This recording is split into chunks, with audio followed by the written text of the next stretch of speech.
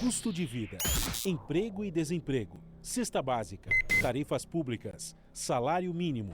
Agora, na Brasil Atual, a análise do DIEESE. E nós vamos fazer contato agora com o diretor técnico do DIEESE, Fausto Augusto Júnior. Bom dia, Fausto. Bom dia, Glauco. Bom dia a todos. Fausto, hoje de madrugada, a Câmara dos Deputados aprovou a medida provisória 1031 de 2021, que viabiliza a desestatização, também conhecida como privatização, da Eletrobras, estatal vinculada ao Ministério de Minas e Energia, que responde por 30% da energia gerada pelo país. Como que você viu essa aprovação? Agora a medida provisória vai para o Senado, vamos ver se é aprovado ou não, mas a expectativa é que seja. Como que você vê a aprovação dessa medida e o que ela pode representar para o futuro do país a curto e médio prazo, Fausto? Bem, Glauco, o sistema Eletrobras é um sistema robusto, um sistema bastante grande, né? A Eletrobras é uma grande holding, nela você tem cerca de 31 empresas que controlam, como você lembrou, 30% da geração, mas controlam mais de 50% da transmissão de energia elétrica do Brasil. E entre as grandes empresas, nós estamos falando aí de Chesf, nós estamos falando de Furnas, nós estamos falando de Itaipu Binacional, ou seja, Itaipu, a segunda maior usina hidrelétrica do mundo, ainda detém participação vinculada às novas, né, as chamadas novas hidrelétricas, ali com Belo Monte, Jirau, Santo Antônio. De alguma forma, esse conglomerado de empresas do setor elétrico é o nosso maior sistema. Para você ter uma ideia, o sistema Eletrobras é o maior sistema de controle de energia elétrica da América Latina. Então, nós estamos falando, de alguma forma, da soberania energética nacional, em especial, nesse caso, a discussão da energia elétrica, passa pela Eletrobras. Vamos lembrar que também as usinas nucleares brasileiras estão embaixo do sistema Eletrobras. Ou seja, nós estamos falando da privatização da nossa soberania energética. Chama a atenção.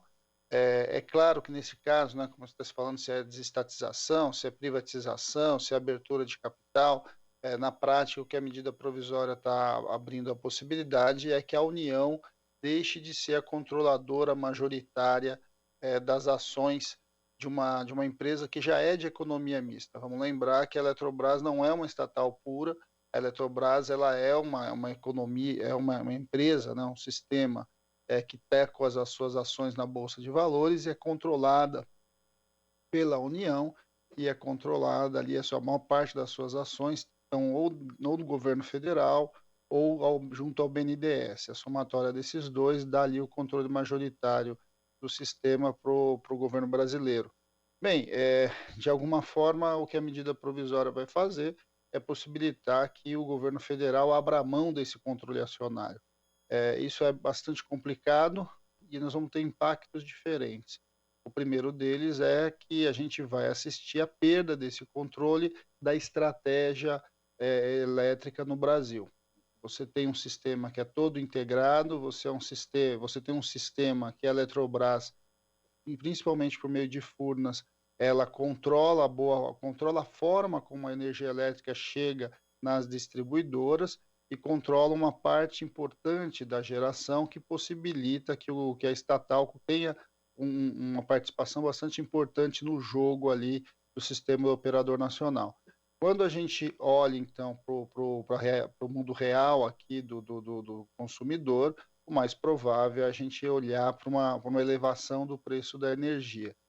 Chama atenção, né, chama atenção o debate da Eletrobras, ter aí tantos holofotes para cima de si, porque a gente sabe já que no desdobrar aí do século XXI, a energia elétrica ela é algo bastante importante no desenvolvimento dos países, ela é um item de disputa internacional e, de alguma forma, o que a privatização faz é colocar na mão do mercado ali um grande diamante aí que o Brasil levou quase 70 anos para construir e que, de alguma forma, vai sendo desmontada, como outras, né, como a gente está vendo aí com o caso da Petrobras, por conta de uma visão privatista bastante simplória, em que trabalha com a ideia que o setor privado é muito mais eficiente do que o setor público, Empresas desse tipo, nós não estamos falando de taxa de rentabilidade ou não. Nós estamos falando de segurança energética, nós estamos falando de soberania nacional, algo que essa medida provisória, de certo modo, vai no sentido de tirar isso do Brasil. É algo bastante complexo, é algo bastante equivocado, a gente precisa fazer esse debate melhor no Senado. Não é possível que a gente simplesmente saia vendendo as empresas por uma visão absolutamente ideológica, não compreendendo a importância que ela tem. O sistema elétrico brasileiro já foi um sistema que foi bastante afetado pelos processos de privatização, principalmente nas distribuidoras, ou seja, nas empresas de ponta, né, que levam a energia ali para o consumidor final, mas de alguma forma a transmissão, que é o coração ali do sistema energético, historicamente foi estatal, historicamente está no meio tá controlado ali pelo poder federal, né, pelo governo federal, e que de alguma forma agora ele está abrindo mão. É mais um capítulo desse processo de desmonte do Estado brasileiro e que nós vamos pagar um preço muito caro no futuro ainda. E esse controle estatal sobre o setor energético, Fausto, ele não é típico de países comunistas ou socialistas, né? Inclusive os Estados Unidos têm um controle muito sério nesse setor, assim como o Canadá e diversos outros, a maioria, a grande maioria dos países do mundo. E o Brasil abrindo mão desse controle não tem só uma questão de soberania energética, mas também de segurança nacional e de articulação com qualquer projeto de desenvolvimento que um governo venha a ter. Isso é muito sério, Fausto. Sim, é muito sério e vamos olhar um pouco o que que tem, o que está por trás ali, né, desse interesse tão grande na privatização da Eletrobras. De alguma forma, a grande discussão que se coloca é o mercado de energia do atacado, né? Ou seja, o chamado mercado aberto. Esse mercado aberto, ele passa necessariamente pelo sistema interligado, ele de alguma forma, ele é hoje a grande sensação ali, né? A forma como você vai entrar na disputa energética do país, e inevitavelmente você vai operar por dentro de todo o sistema. Abrir mão do controle acionário da Eletrobras de alguma forma é você perder controles, inclusive, sobre esse mercado aberto, né? Você ter outras possibilidades. A discussão do futuro passa necessariamente pelo sistema interligado e como que ele vai minimamente operar essas entradas e saídas de energia elétrica.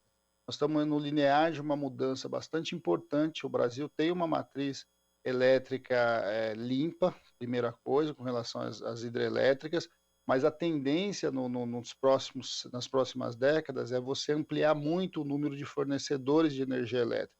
Primeiro porque já está aumentando o número de empresas que operam aí, que já estão operando geração do setor eólico, geração dos grandes painéis solares. Tudo isso vai se integrar dentro desse sistema unificado e vai operar vendas e compras de energia elétrica. E tudo isso passa necessariamente pelo sistema integrado. Esse sistema integrado, que é a base da transmissão, que é organizada e hoje é definida pela Eletrobras. Quando você abre mão do sistema de transmissão, você vai abrindo mão de todo o sistema de controle brasileiro do ponto de vista da energia. É muito diferente a gente estar falando da privatização de uma usina hidrelétrica ou de uma usina elétrica, de uma empresa de distribuição. O que nós estamos fazendo agora com a privatização da Eletrobras é abrir mão do sistema integrado brasileiro. O sistema integrado é aquele que consegue colocar diversos pontos de geração para diversos pontos de consumo de energia elétrica. No momento em que a energia elétrica vai se transformando, que na verdade já mas ela vai ampliar cada vez mais, porque cada vez mais a gente vai assistir a energia elétrica, a energia térmica, né, energia ali vinculada aos derivados de petróleo, etc. A gente vai ver ela perdendo força do ponto de vista da matriz e ampliando o papel da energia elétrica na vida das pessoas. Vamos lembrar que está colocado aí como futuro a substituição do carro, né, de combustão para o carro de motor elétrico. Ou seja, nós estamos falando quase tudo na nossa vida, de alguma forma, já está sendo substituído pela energia elétrica, e isso a gente está simplesmente abrindo mão. Abrindo mão não da geração ou da distribuição, que essas, a uma grande medida, já estão, mas você está abrindo mão do controle do sistema. Abrir mão do controle do sistema é colocar na mão do mercado algo que não tem como pagar, não tem como mensurar o pagamento. Para vocês terem uma ideia do que a gente está falando, se algumas pessoas se lembram dos grandes apagões que a gente teve no Brasil nos anos 90, né, os anos 90 foi considerado ali uma época dos grandes apagões. Um dos grandes motivos dos grandes apagões tinha a ver ali com problemas que a gente tinha de desequilíbrio desse sistema, que ainda não estava interligado. Hoje, no Brasil, se você derruba uma grande hidrelétrica como Itaipu, você tem capacidade muito rapidamente de operar novos equilíbrios a partir de transmissão de energia elétrica do norte para o sul, ou do sul para o norte. Ou seja, o Brasil fez uma tarefa de casa bastante importante e foi conseguir interligar o sistema elétrico de um país continental. E, de alguma forma, depois de um trabalho tão árduo, né, e de muito recurso público que foi lá embutido para você conseguir ter essa estabilidade energética que o Brasil tem hoje, você vai abrir mão disso para o setor privado e que muito provavelmente, viu, Glauco, até porque a gente desmontou as nossas empresas privadas, as nossas grandes empresas privadas que historicamente vinham entrando nos grandes consórcios aí de privatização, tem grande chance da gente ver o sistema elétrico brasileiro ser repassado para a mão internacional, para a mão de grupos internacionais. E o mais curioso é que a gente sabe que, nesse caso, o setor elétrico, muitos desses grupos são estatais de outros países. O que é mais inexplicável ainda, e só para lembrar que recentemente vimos aí um dos exemplos da privatização de parte do setor elétrico com o que ocorreu no Amapá, né, um apagão onde ali a concessionária é uma empresa pertencente a um grupo espanhol. Agora, Fausto, falando dessa questão, né, da desestatização, privatização da Eletrobras, você citou essa lógica privatista que o governo tem. Mas quando a gente observa os números da Eletrobras, a sexta empresa mais lucrativa do Brasil em 2020, são 30 bilhões em 3 anos, e observa, na verdade, aquilo que você também ressaltou, investimento feito por décadas, né? Ontem o Nelson Rubner, que foi presidente da ANEEL e também ministro de Minas e Energia no governo Lula, disse que mais grave do que vender o controle da Eletrobras é vender todo o patrimônio de nossas usinas já completamente amortizado, capaz de gerar energia a preço baixíssimo. Ou seja, existe um investimento todo que foi feito por parte do Estado durante décadas e de repente isso passa para as mãos da iniciativa privada que vai poder lucrar justamente com isso que foi feito lá atrás. É algo que é incoerente até dentro de qualquer tipo de lógica privatista, né? Que fala, ó, a gente pega uma empresa que tem prejuízo e vende para a iniciativa privada tocar melhor. Esse argumento não faz sentido em relação à Eletrobras, Fausto? Não faz sentido, até porque, Glauco, a segunda maior usina hidrelétrica do mundo, né, que é a Itaipu Binacional, ela está sendo amortizada e a dívida, né, de construção da usina, que foi uma dívida longa, vamos lembrar, né, da construção ali no final dos anos 70, está terminando agora em 2023. Quer dizer, é agora e a partir de 2023 que o Brasil, de fato, é dono, ou seja, ele amortizou todo o investimento de uma usina hidrelétrica gigantesca, né, que é a Itaipu, que é responsável por boa parte da energia elétrica aqui da região sudeste, que é a região mais desenvolvida do país. Ou seja, isso é uma discussão bastante importante para entender o quanto a discussão da privatização no Brasil ela não tem sentido. Ela é essencialmente uma discussão ideológica. Ela não passa por uma discussão de estratégia de Estado, ela não passa por uma discussão de fato de resultado, ou seja, nós estamos privatizando empresas que dão prejuízo ou que têm custos para o Estado. É simplesmente uma visão que tem que colocar na mão da iniciativa privada tudo. E vamos lembrar, né, o atual governo está querendo fazer isso até com os direitos sociais, com a reforma administrativa. Ou seja, é uma visão simplista, muito pouco elaborada, e que de alguma forma não responde aos interesses nacionais. Nós estamos falando aí de empresas como Petrobras, Eletrobras, Correio, que trabalham na partir da lógica da visão de soberania nacional.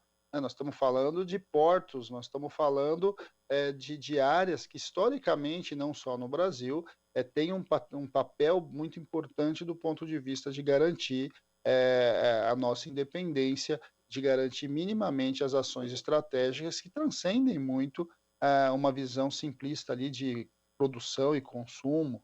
Nós estamos falando de outra coisa. Ninguém está aqui dizendo que você não possa ter a empresa A ou a empresa B produzindo energia elétrica no setor privado e que isso possa integrar o sistema, ou que você tenha uma pequena distribuidora, uma segunda distribuidora que seja privada. Nós estamos falando aqui do sistema elétrico brasileiro. A privatização da Eletrobras não é qualquer coisa. A privatização da Eletrobras é colocar na mão de sabe lá Deus quem. Vamos lembrar que quando nós estamos falando, e é uma discussão também bastante equivocada, Glauco, quando diz assim, mas nós não estamos privatizando, nós só estamos possibilitando que as ações sejam compradas no mercado, no livre mercado, e o governo não tem a maioria das ações. Isso é muito pior, porque, na verdade, nós nunca saberemos quem, de fato, vai controlar o nosso sistema elétrico. Quer dizer, o sistema elétrico vai ser controlado hoje por uma empresa chinesa, amanhã por uma empresa americana, depois da manhã por uma espanhola. Vamos assistir o que a gente está vendo aqui no caso da distribuição em São Paulo, no Eletropaulo, a antiga Eletropaulo, que de repente virou a ES, que era um grupo americano, agora já está na mão do grupo espanhol, da Enel, ou seja, e de fato, né, ou seja, o mundo real, né, se essas empresas estão administrando bem ou estão administrando mal esses grupos, pouco importa. Significa que o sistema elétrico brasileiro vai estar a serviço ali da jogatina que acontece dentro da Bolsa de Valores global. Ou seja, é algo bastante preocupante, porque de alguma forma o governo brasileiro, o Estado brasileiro, ele vai perder a capacidade de construir a estratégia energética do país e vai deixá-la na mão do mercado, na mão de que hoje pode ser os espanhóis, amanhã os chineses, depois amanhã os americanos, e nós não sabemos de fato quem vai definir a estratégia energética do país. E vamos lembrar, né, isso pegando no momento de democracia, um momento ali de paz, um momento de relações importantes entre as nações. Em momentos de crise, nós não sabemos como isso vai ser utilizado como arma do próprio Brasil, né, contra o próprio Brasil. Ou seja, você perdeu o sistema elétrico, né, perdeu o controle do sistema elétrico, de alguma forma colocar na mão do mercado o futuro do nosso país. Esperamos aí que o Senado se atente a esse tipo de problema que pode surgir para o Brasil e que também as informações sejam difundidas para que as pessoas saibam o quanto o país corre risco caso a Eletrobras seja efetivamente privatizada. Fausto, muito obrigado pelas suas explicações, pela sua participação aqui no Jornal Brasil Atual. Até a próxima. Até a próxima, Glauco, e bom dia a todos. Bom dia. Conversamos aqui com o diretor técnico do Diese, Fausto Augusto Júnior. Você está ouvindo Jornal Brasil Atual. As notícias que os outros não dão.